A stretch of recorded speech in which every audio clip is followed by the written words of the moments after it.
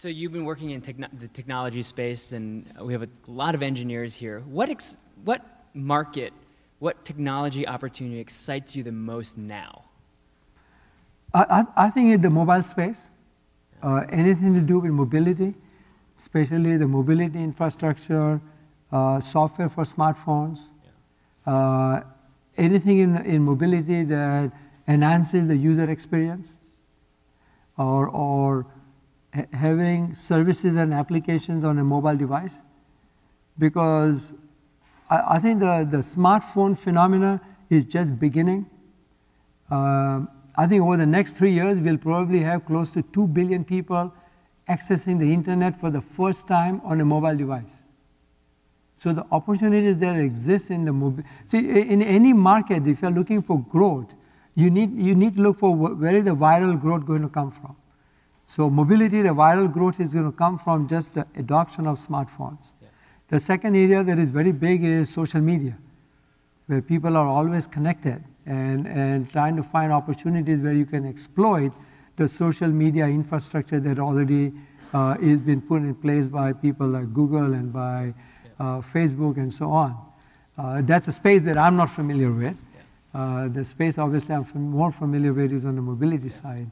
And the application side on mobility is also a very big opportunity. Yeah. And along those lines, access to technology is very ubiquitous now in Africa, in developing countries, you name it.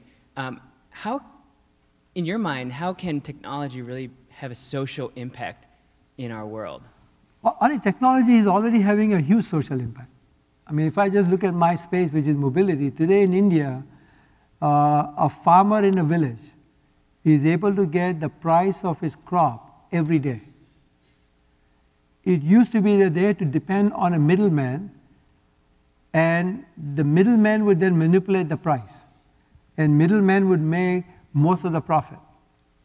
Now the farmer, having access to the internet on a mobile device, is able to know what is the price of the commodity on an everyday basis.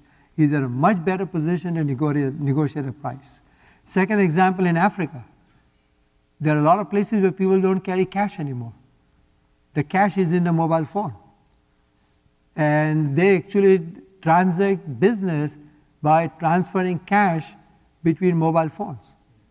So that's changing the behavior, and changing the behavior dramatically.